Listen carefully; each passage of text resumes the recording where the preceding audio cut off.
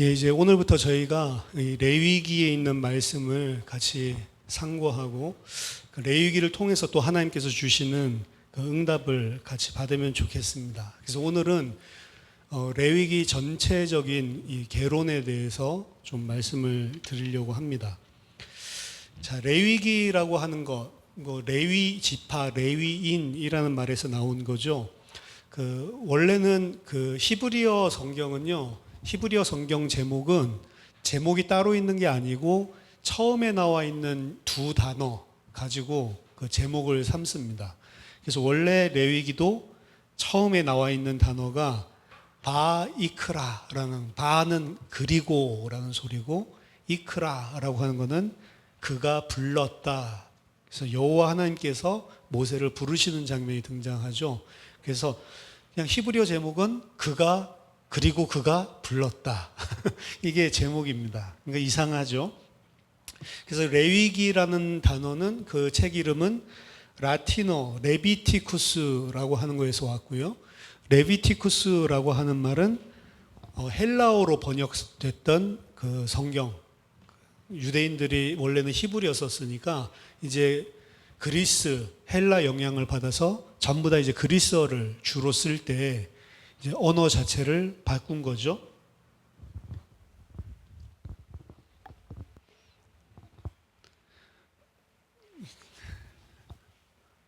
괜찮은데.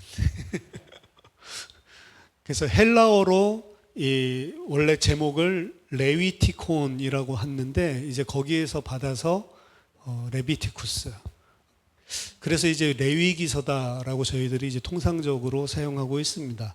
사실상 레위인이다라고 하는 단어 자체는 이 레위기서에 단 한 번밖에 안 나와요. 한 부분에서밖에 안 나옵니다. 그러니까 별로 중요한 단어가 아니죠. 레위기 25장 32절 33절 딱 이 부분에서만 등장을 하고 다른 데서는 레위 지파라고 하는 거 아예 등장을 하질 않습니다. 그럼에도 불구하고 아마도 이 제사장이 레위 지파에서 이게 나오기 때문에 그래서 이제 레위 지파를 중요하게 생각을 했던지 이렇게 명명을 한 것 같습니다. 후기 유대교에서는 이 책을 뭐라고 불렀냐면 제사장들의 가르침이라고 불렀습니다. 그래서 제사장의 직무와 가장 깊은 관련이 있는 책으로 인식을 했다는 것이고 아람어 명칭은 시프라라고 하는데 그 책이에요, 그냥. 그래서 그 책, 그러면 레위기서예요. 이건 뭘 이야기하냐면 항상 그 책, 뭐 이렇게 하는 거는 가장 중요한 것을 이야기할 때 그렇게 하는 겁니다. 그 책 그러면은 레위기서. 사실은 우리 오경 중에서 제일 재미없는 파트가 이 레위기서고 많은 사람이 그 연초에 이제 올해는 성경 읽어봐야겠다라고 하면 출애굽기까지 재밌게 하다가 출애굽기 중반부터 시달리기 시작하다가 레위기 들어가면 포기하고 그래서 레위기 들어가면 거의 다 제일 재미없는 책이다라고 하는데 사실은 오경 가운데 제일 가운데 위치하고 있죠. 제일 중요한 책이고요. 유대인들이 토라를 가르칠 때 어렸을 때 이제 처음에 성경을 아이들에게 가르치지 않습니까? 그럼 뭐부터 가르칠까요? 레위기서. 창세기부터 가르치면 이런 질문 자체를 하지 않겠죠? 토라를 가르치고 성경을 읽혀줄 때 제일 먼저 읽도록 만드는 게 레위기서입니다. 그 말은 레위기서를 유대인들은 가장 중요하게 생각을 했다는 거죠. 그럼 어떤 순간에 그렇게 된 게 아니고 아까 아람어 명칭도 그 책이라고 했던 것처럼 전통적으로 오경 가운데 레위기서를 가장 중요한 책으로 여겼단 말이에요. 근데 우리는 보면 재미가 하나도 없는 거죠. 이건 뭔가가 잘못됐다. 그럼 왜 이거를 가장 중요하게 생각했냐라고 하는 것들을 이번 레위기 우리 강해를 통해서 같이 찾아내면 좋을 것 같습니다. 그래서 사실은 제일 어떻게 보면은 좀 주석도 보면은요 되게 얇아요. 레위기서는. 그래서 주석도 얇고 그리고 연구를 많이 하지도 않고 한다 하더라도 사실 의견이 분분하고 정확한 그 의미 자체들을 사실 찾아내기 힘든 부분들도 많고 더더군다나 제의적인 부분이 많죠. 우리가 뭐 오늘날 뭐 번제라든지 소제라든지 이런 거 드릴 것도 아니고 거기에 관련되어 있는 많은 것들 또 정결법 이런 것들 있죠. 음식 규정도 있죠. 그 우리 하나도 안 따르잖아요. 그렇죠? 그 오징어도 우리 잘 먹고. 그러니까 이 안에 있는 것들을 그럼 과연 저 삼겹살 제일 맛있는데 삼겹살도 먹으면 안 되는 거잖아요. 그렇죠? 그럼 왜 먹으며 여기서 말하는 그럼 그 먹지 말라 돼지고기 이런 건 도대체 뭐며 이런 것들에 대해서 사실은 어떻게 이해를 해야 되는지 짐승 가운데도 정결한 짐승, 부정한 짐승이 있는데 왜 그걸 정결하다고 했으며 왜 이거는 부정하다고 했으며 이런 것들도 사실은 일관적인 답이 안 나오는 거예요. 그래서 아예 거기에 대한 논의들이 많지만 학자들이 정말로 이거 그래서 그렇구나라고 하는 도출점이 전부 다 합의점이 하나도 안 나와 있습니다. 그러니까 어렵죠. 게다가 직접적으로 적용하기도 힘들죠. 제의법이나 이런 것들에. 그러니까 우리랑은 제일 관계가 없다라고 하는 것인데 근데 전통적으로 유대인들은 이 책이 제일 중요하다라고 생각을 했다니까요. 유대인들은 율법이니까 그렇지 뭐 그렇게 생각할 수 있겠지만 저 거기에도 이유가 있다라고 생각을 합니다. 어쨌든 오경 가운데 가장 중요하다. 저는 창세기가 항상 가장 중요하다고 생각하는 사람인데 그래서 그거를 전공하고 거기 열심히 공부하고 이랬는데 레위기서는 사실은 저도 이번에 강의하면서 이제 처음 깊이 있게 체계적으로 이제 공부를 하는 셈인데 중요한 책입니다. 제가 요 개론 준비하면서 보니까 이게 그냥 단순한 이야기가 아니구나, 중요한 책이구나라는 생각들을 가지게 됐습니다. 왜 그런지 계속해서 저희들이 하나하나 살펴볼 겁니다. 자, 레위기의 배경은요, 그냥 레위기가 뚝 있는 책이 아니죠. 히브리어 명칭 첫 단어 자체가 그리고 그가 불렀다라고 되어 있죠. 그 그리고라고 하는 건 그 앞에 이야기랑 연결되는 이야기죠. 그 앞에 있는 이야기는 당연히 출애굽기고 출애굽기에 온전히 이어져서 붙어져 나오는 책입니다. 그리고 민수기로 또 이어지고요. 그래서 출애굽 저희들이 살펴봤죠. 출애굽기는 출애굽부터 시작해서 시내 산으로 하나님께서 이스라엘 백성들과 말씀을 주고 언약 관계에 들어가시고 물론 중간에 뭐 배반하는 일이 있었지만 다시 그 언약을 갱신하시고 성막 짓는 것. 그래서 총 그냥 딱 핵심적으로 보면 세 가지. 하나님께서 출애굽, 애굽에서 불러내시고 그리고 시내산에서 언약적인 관계를 맺으시고 그리고 그들에게 장막을 완성시키는 그 일이 출애굽기의 내용이고요.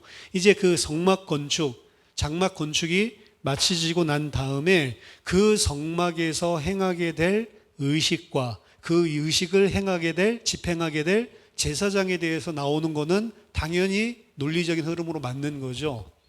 그래서 출애굽기에 이어서 이제 성막이 완성되고 난 이후에 그 성막에서 너희들이 무엇을 해야 되는지. 성막은 당연히 본질적으로는 하나님이 이스라엘, 언약 백성인 이스라엘과 함께하는 거주 장소죠.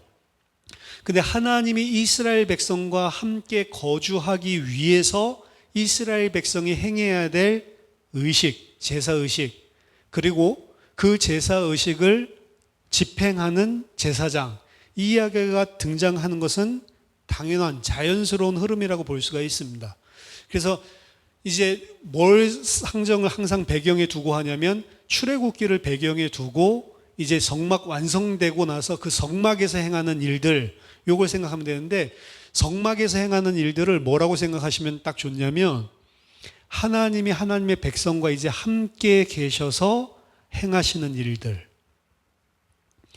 성막이 완성됐다는 것은 이제 영원히 그들 안에 거주하겠다는 거죠. 그리고 하나님 그 장막 안 떠나십니다. 근데 그 장막에서 하나님이 백성들과 영원히 거주하시면서 무슨 일을 하냐? 그 무슨 일을 하냐가 어디에서 일어나요? 광야에서 일어나는 거죠. 나중에 가나안 땅 들어가면 궁극적으로 성막은 이제 성전의 형태로 바뀌게 되고 광야에서 거주하시는 동안 이제 성막이 있는데 그 성막에서 사실은 하나님께서 무슨 작업을 하고 계시는 거죠. 그래서 레위기에서 등장하는 것은 사실 그 작업과 전부 다 관련이 있는 겁니다. 그리고 여기 나오는 모든 제사 의식들도 전부 다 그 하시는 일들과 관련이 있는 거예요.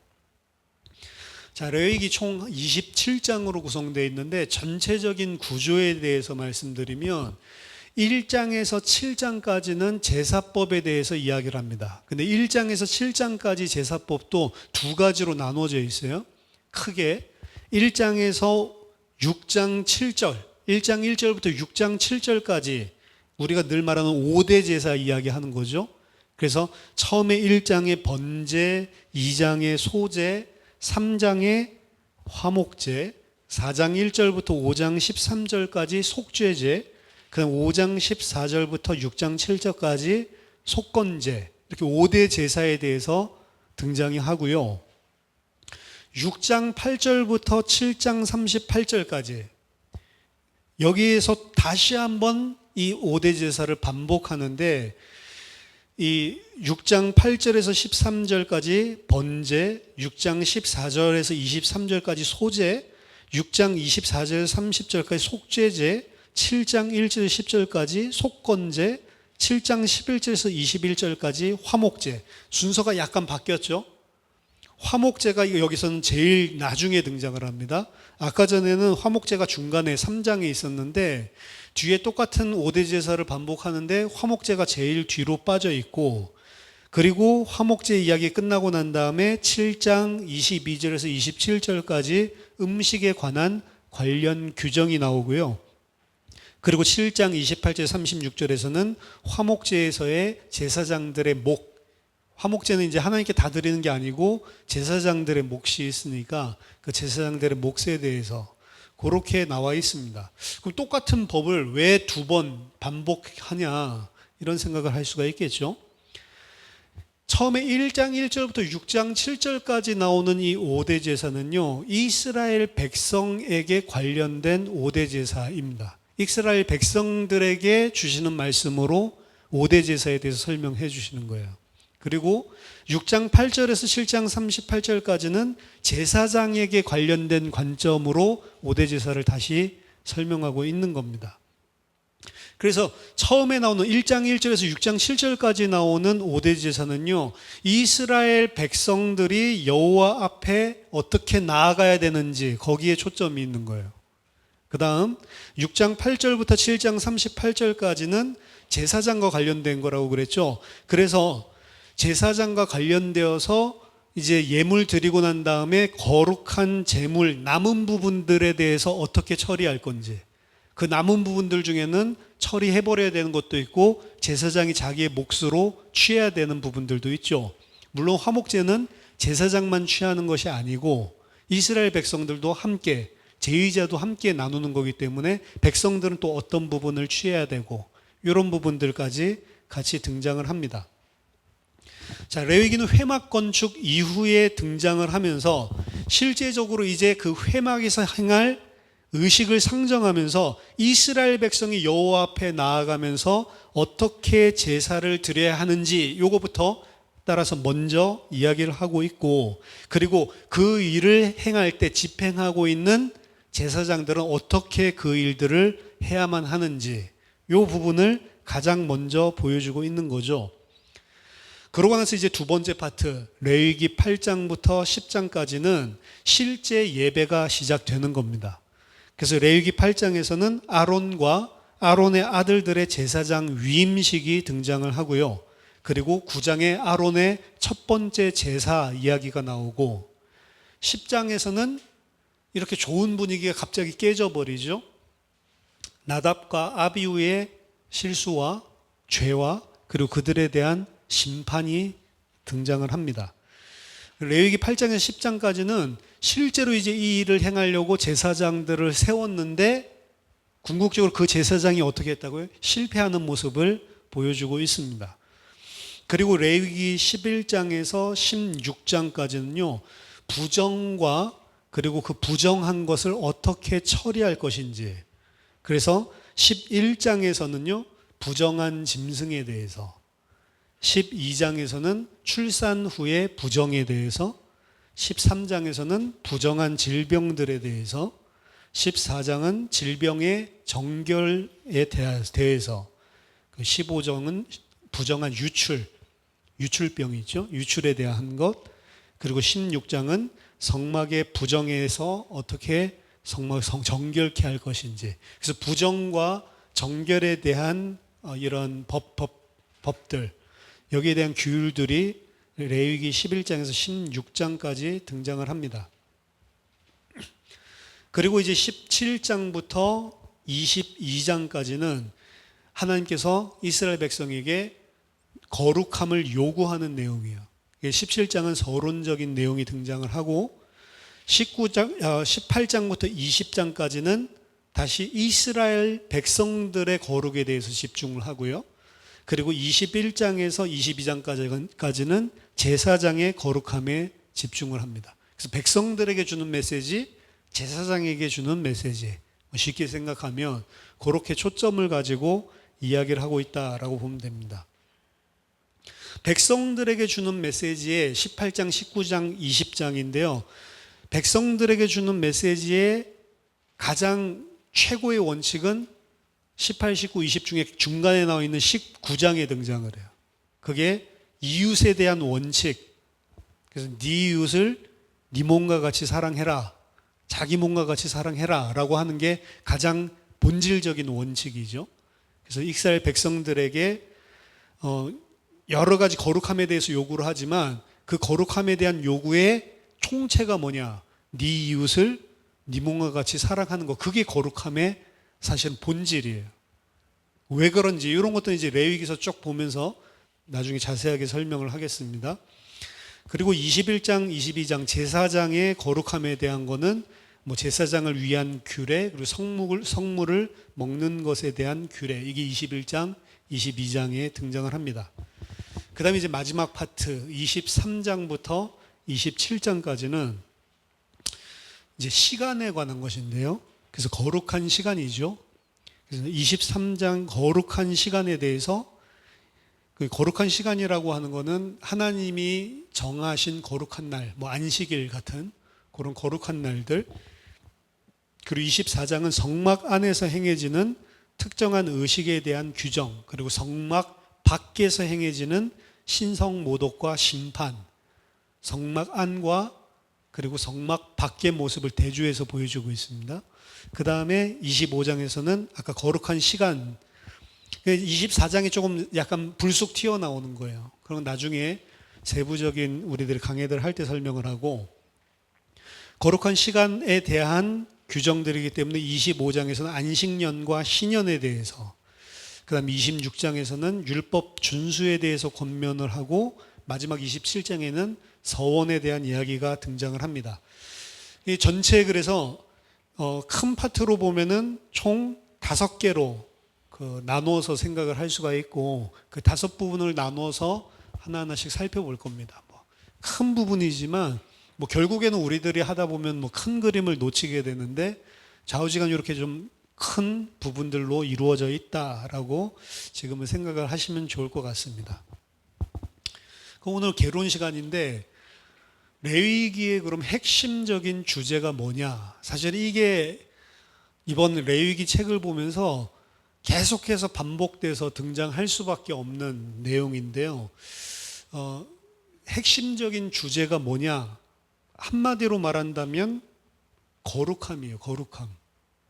그런데 레위기에는 이 거룩함에 대해서 설명을 하고, 거룩함에 대한 요구를 하고, 거룩함을 어떻게 이루어갈 것인지에 대해서 설명을 해주고 있는데, 그것을 그냥 설명해 주는 게, 너는 거룩하려면 이렇게, 이걸 설명해 주는 게 아니고, 뭘 통해서 설명해 주냐면 레위기에 나와 있는 모든 제사 의식과 규례를 통해서 설명을 해 주는 겁니다.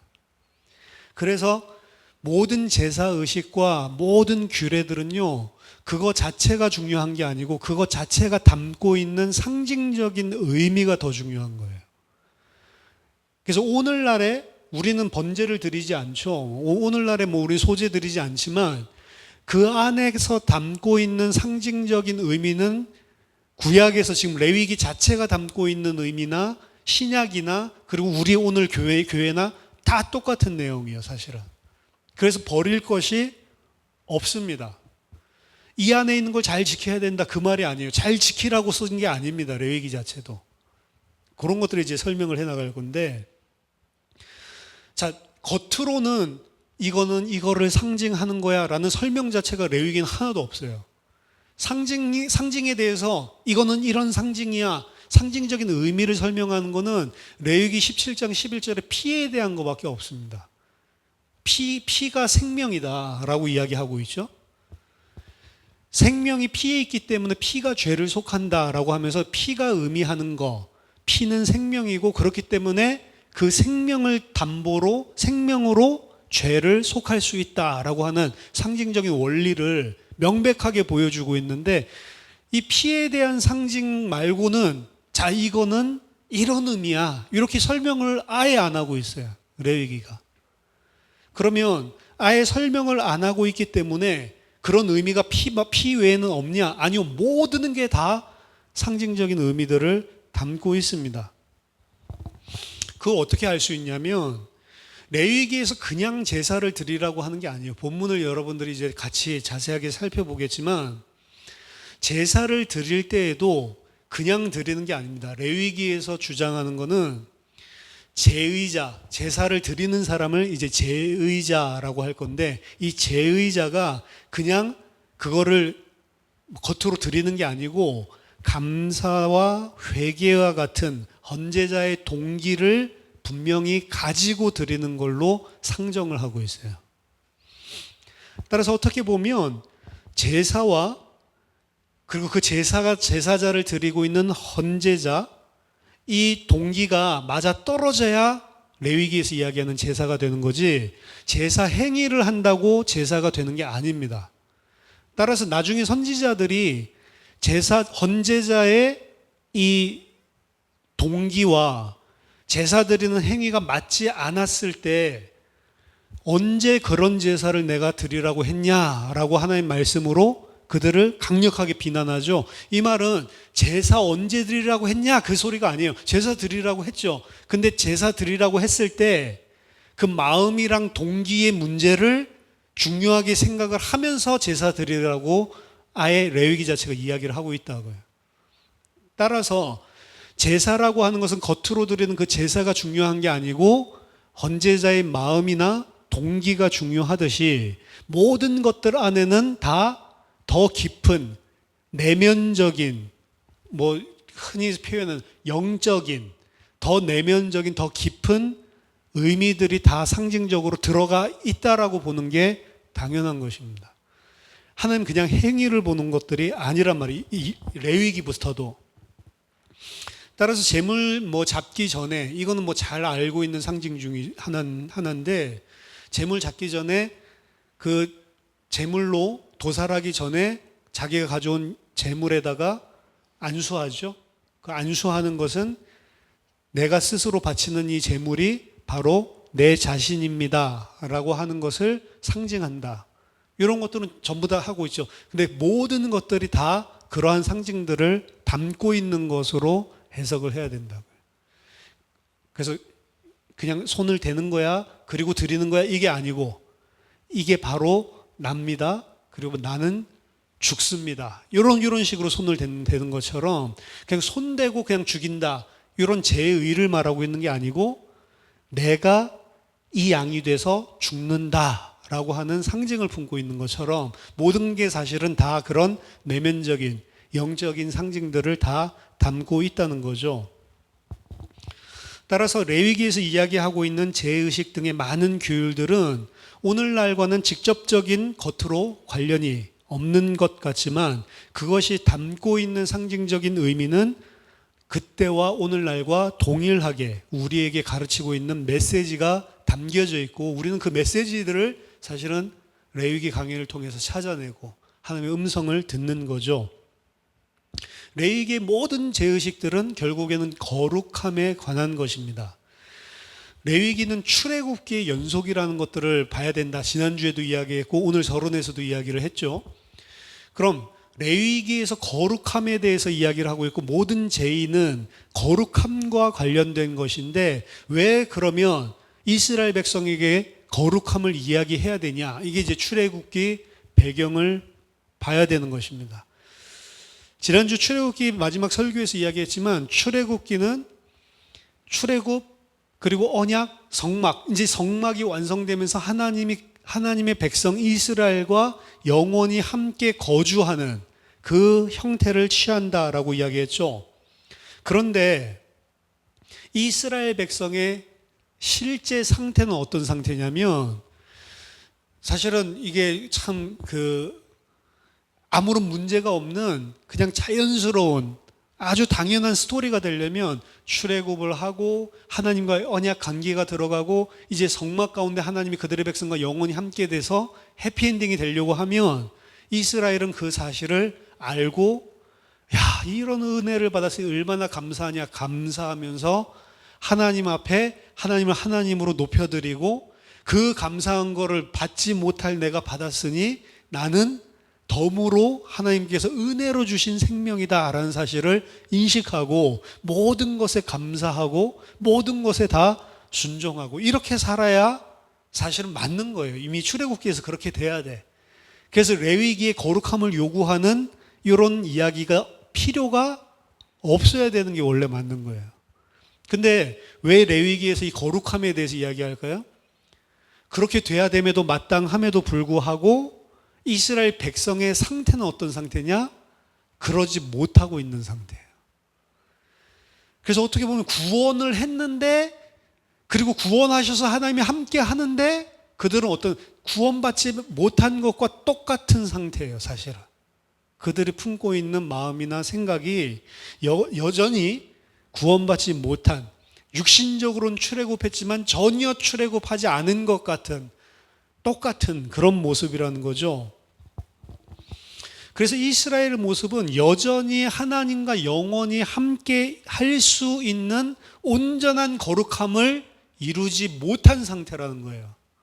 그렇기 때문에 이 거룩함에 대한 숙제를 줄 수밖에 없는 것입니다. 거룩한 하나님의 백성이 될 수 있도록 그래서 하나님이 인도하시는 과정이 시작되는 거예요. 그게 이제 레위기부터 시작되는 겁니다. 이게 광야 전체의 내용이에요. 하나님이 그럼 이제 너희들이 이렇게 했는데도 거룩하지 못하니까 안 되겠다, 이게 아니고 이 사람들을 거룩함에 이룰 수 있도록 이제 하나님이 가르치시고 인도하시는 내용이 레위기서입니다. 보면 우리랑 똑같아요. 그래서 우리도 구원받았음에도 불구하고 왜 광야 교회 이 땅에 하나님께서 우리를 살게 하시냐? 우리가 온전한 거룩함에 이르게 하기 위해서 우리를 양육하는 과정이라고 제가 이야기를 했죠. 그게 구원이랑 떨어진 게 아니고 그것 자체도 구원이고 그거 없는 구원은 없습니다.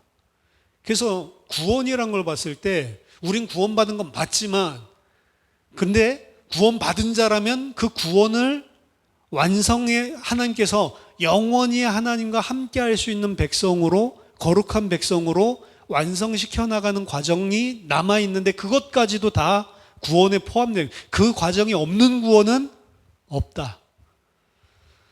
이스라엘 백성도 똑같고 우리도 똑같습니다. 그래서 우리도 광야 인생을 살게 하시는 것이고, 이스라엘 백성도 이제 광야에서, 사실은 그 광야에서의 여정이 40년이나 될 거는 아직 레위기에서는 상정을 못하고 있어요. 이제 가르쳐가지고 이제 곧 가나안 땅으로 들어갈 것을 사실은 바라보고 하는데, 이들이 어때요? 곧 가나안 땅에 들어갈 수 없는 상태라는 게 이제 역사적으로 드러나는 거죠. 저희들도 마찬가지입니다.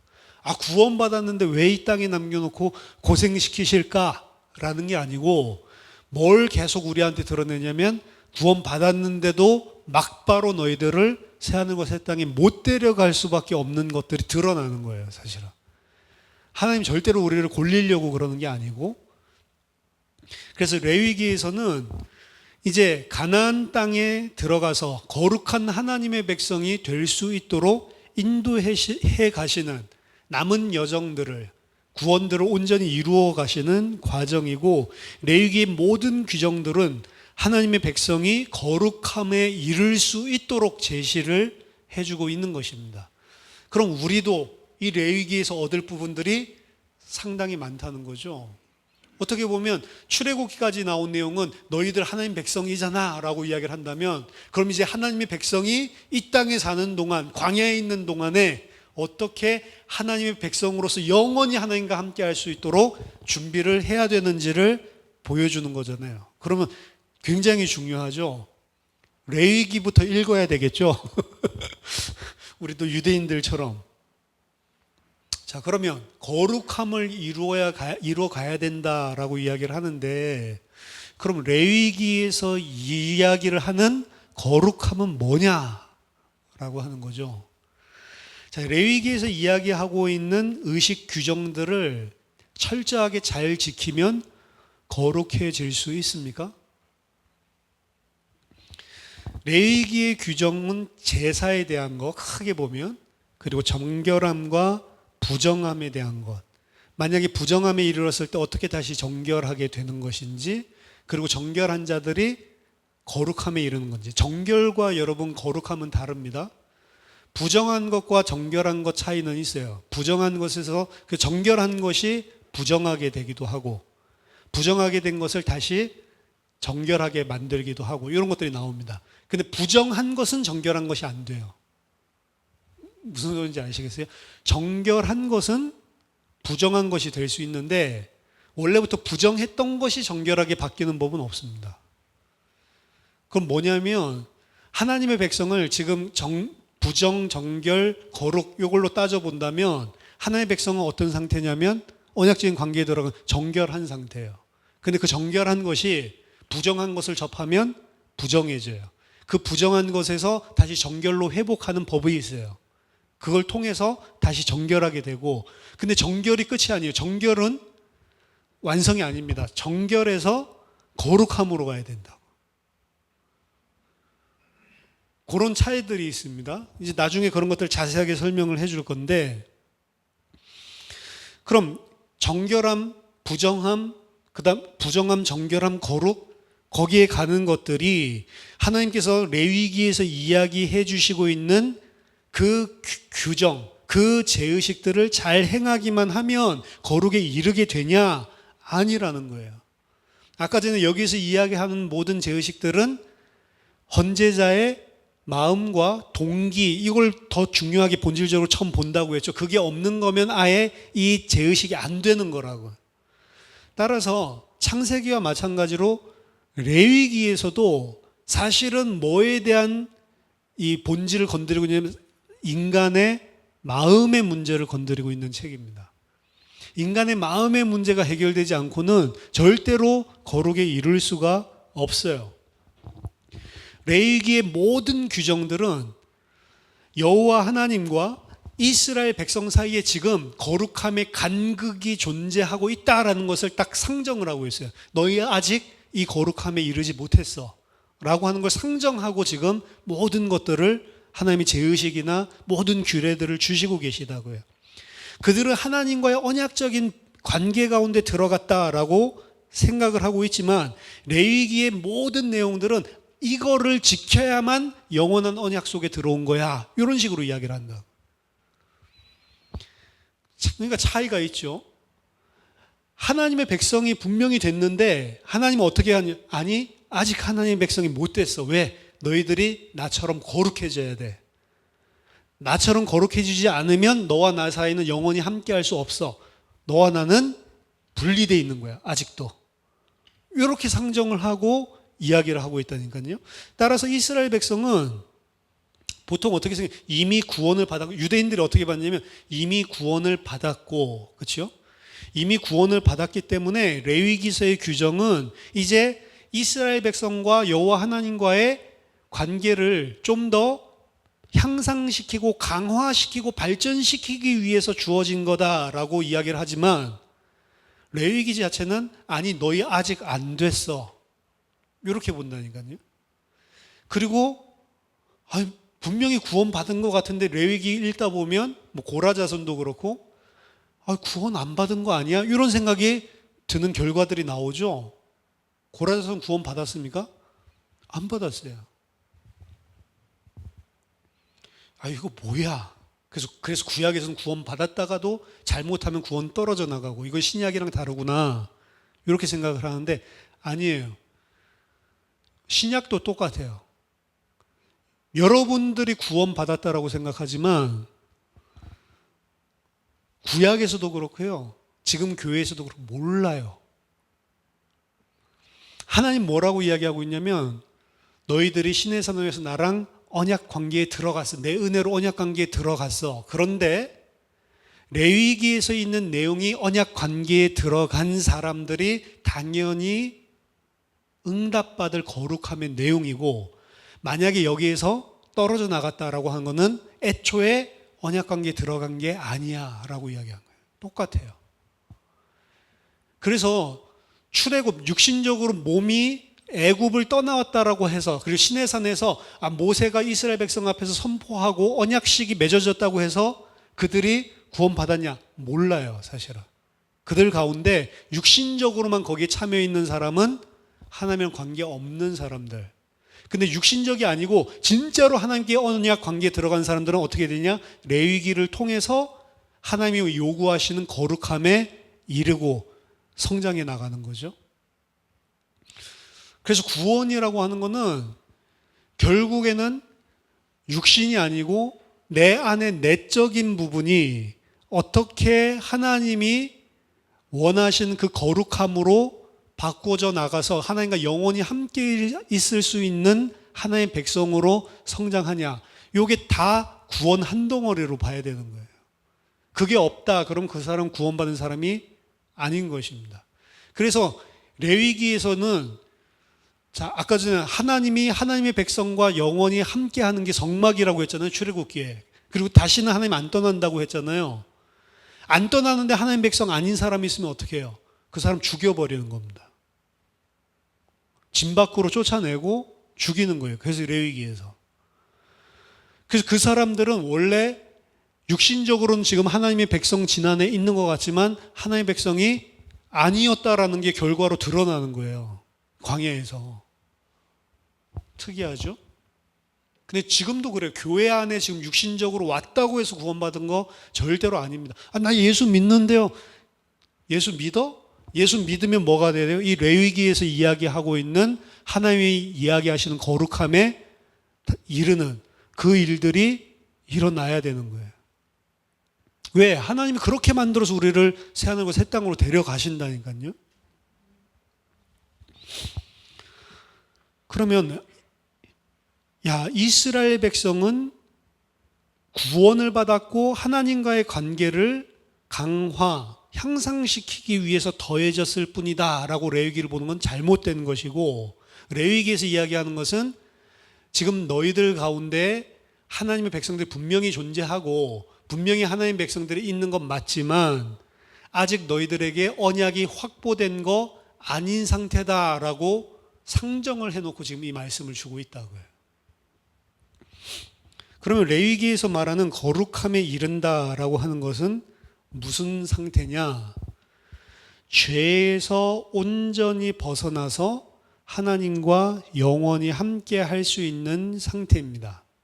그럼 거룩함은 죄에서 온전하게 벗어나는 것이다. 그러면 죄가 뭔데요? 레위기에서 이야기하고 있는 죄는 뭔데요? 결론적으로 말씀드리자면, 이제 이걸 다 풀어나갈 건데, 결론적으로 말씀드리자면 자기 중심적인 본성, 자기의 상태, 요걸 보고 레위기에서는 죄라고 이야기합니다. 그래서 아까 전에 백성들에게, 일반 이스라엘 백성들에게 주는 삶에 대한 메시지의 19장에 나오는 가장 본질이 뭐라고 이야기했냐면 네 이웃을 네 몸과 같이 사랑해라 라고 이야기했죠. 요거는 자기 중심적인 삶, 자기의 상태에서 벗어나지 못한 자들은 절대로 불가능한 이야기를 하는 거예요. 정결이라고 하는 것도 우리가 생각할 때 정결하다, 부정하다라고 생각하는 거, 요거랑 다릅니다. 상징적인 의미로 보면 레위기에서 이야기하는 정결한 상태는 어떤 상태냐면 깨끗한 삶을 살고 있는 그게 아니고, 정결한 상태는 하나님 앞에 나 자신이 누구인지를 스스로 드러내는 상태를 정결한 상태라고 하는 거예요. 하나님 앞에서 나 스스로 내 자신을 감추는 것을 부정한 상태라고 하는 겁니다. 아담이 죄를 짓고 나서 하나님 앞에 자기 자신을 감추죠. 그걸 부정한 상태라고 이야기한다고. 그걸 하나님 앞에 드러내놓고 나아가는 것을 보고 정결한 상태라고 이야기한다. 그 정결한 상태를 통해서 어디에 이르게 되냐면 거룩함에 이르게 되는 거예요. 정결함, 드러냈다고 해서 해결된 거 아닙니다. 드러내고 있는 상태를 통해서 어디에 다다른 거룩함에 이르게 되는 것입니다. 그래서 레위기에서는 정결한 상태에 있다고, 아까 전에 지금 두 가지로 나눴죠. 부정한 상태, 정결한 상태. 부정한 상태는 나의 죄를 숨기고 가리고 있는 상태. 정결한 상태는 내 죄를 노출하고 드러내고 있는 상태. 근데 하나님의 입장에서 보면 정결한 상태도 그리고 부정한 상태도 다 거룩함에 이르지 못한 상태. 그렇기 때문에 정결하다고 이야기는 하지만 실제로는 정결하지 못한 상태. 모든 사람들은 죄를 숨기든 죄를 드러내든 다 부정한 상태. 이렇게 보는 거예요. 그래서 사실은 정결하다 부정하다 나누고 있지만 정결한 건 부정, 하나님 앞에 다 부정해요. 말하자면. 그래서 그들이 이 정결함에 이르는 것도 온전한 정결함이 아니고 부정한 거를 터치하면 바로 부정한 상태로 바뀔 수 있는 임시적이고 일시적인 정결밖에 안 된다라고 이야기를 합니다. 온전한 정결함이 아니고 온전한 거룩도 이루지 못한 상태. 근데 그 이유는 뭐냐? 왜 온전한 정결한 상태에 이르지 못하고 영원히 그걸 담보하지 못하냐?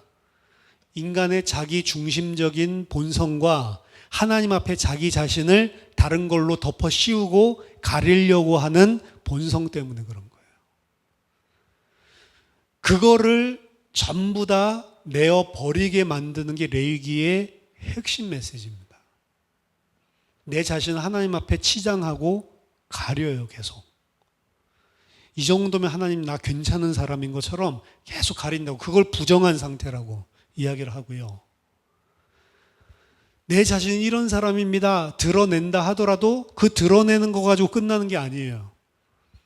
여전히 그 드러내고 있는 사람, 그거를 이게 드러난 사람, 노출된 사람도 여전히 뭘 품고 있냐면 자기 중심적인 본성들을 내재하고 있다고. 그래서 지금은 정결한 것 같지만 순식간에 부정한 상태로 빠져버리면 또 자기가 덮었어요. 이 상태에 계속 있는 거예요. 그럼 왜 그 상태에 있을 수밖에 없냐? 자기 중심적인 본성, 죄 때문에. 그래서 레위기에서 이야기하고 있는 죄의 가장 핵심은 인간의 나 중심의 본성이다. 그걸 해결하는 게 그러면 광야에서 하나님께서 해결하시고 가나안 땅으로 들이시는 본질적인 핵심 내용이다. 그게 얼마나 중요한 말씀입니까? 레위기 8장 9장에서 나오는 의식을 보면 그 의식에 참여하는 모든 사람들은 거룩한 상태를 얻기 전까지는 전부 다 부정한 상태로 간주하고 있습니다. 따라서 정결한 것도, 레위기 8장 9장은 그 제사장 의식이요. 따라서 정결한 것도 거룩함에 이르기 전에는 하나님이 여전히 부정한 것으로 여기고 있다라고 하는 사실을, 좀 전에 제가 이야기한 그 내용들을 상정을 하고 레위기 8장 9장을 이해를 해야 되는 겁니다. 그럼 이제 거룩함은 뭐죠? 자기 중심적인 본성이 없어진 상태. 그래서 다음 주에 말씀드리겠지만 이제 번제부터 등장을 하죠. 번제부터 소제, 화목제 쭉 등장을 하는데 이 순서가 있잖아요. 5대 제사를 나열하고 있는 순서가 있잖아요. 5대 제사를 나열하고 있는 이 순서들 자체도 의미가 있습니다. 하나님이 가장 기뻐하시는 제사는 번제예요, 번제. 그걸 하나님께서 제일 기뻐하세요. 왜 그러냐? 그것도 헌제자의 이 본성, 죄와 상당히 관련이 있습니다. 하나님께서 가장 기뻐하시는 것이 번제고, 그리고 소제, 그리고 이 하나님과 화목제. 이 용어들을 조금 바꿀 거예요.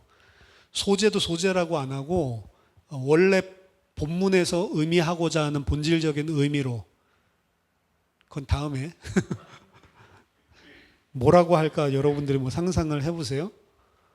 화목제도 바꿀 겁니다. 이름 자체를. 속죄제도, 속건제도 이름을 다 바꿀 거예요. 본문에서 이야기하는 거랑 더 가깝게. 어쨌든 번제, 소제, 화목제, 속죄제, 속건제가 있는데 번제 가장 기뻐하시는 거고, 그리고 속건제는 가장 덜 기뻐하는 거예요. 이것도 차등이 있어요. 그 차등이 왜 존재하냐? 번제자가 드리고 있는 자기 중심적인 본질이랑 차이가 있어요. 그래서 이 레위기에서 이야기하고 있는 거룩함이라고 하는 것은 나 중심적인 것들이 다 없어진 상태고, 번제에서 드려지는 것은 이 희생 제물이 드려지는 게 아니고, 아까 전에 이야기했죠. 안수에서 내가 드려지는 거죠. 내가 싹 다 살라서 없어지는 게 번제입니다. 먹을 게 하나도 안 남는다고.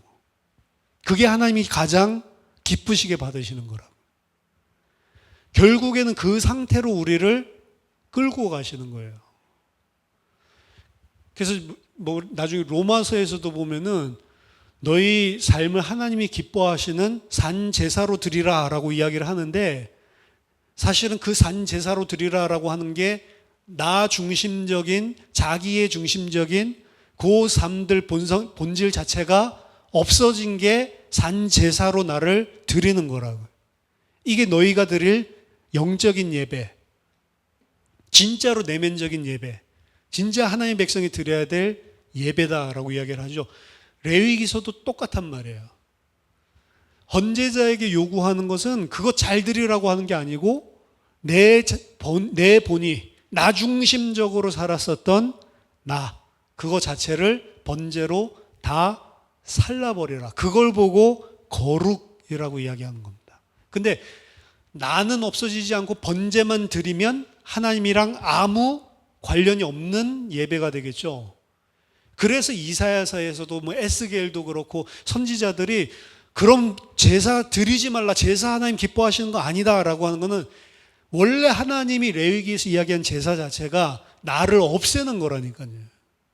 근데 나를 없애지는 않고 계속 피만 뿌리고 있으니까 하나님이랑 아무 상관없는 제사를 드리고 있단 말이에요.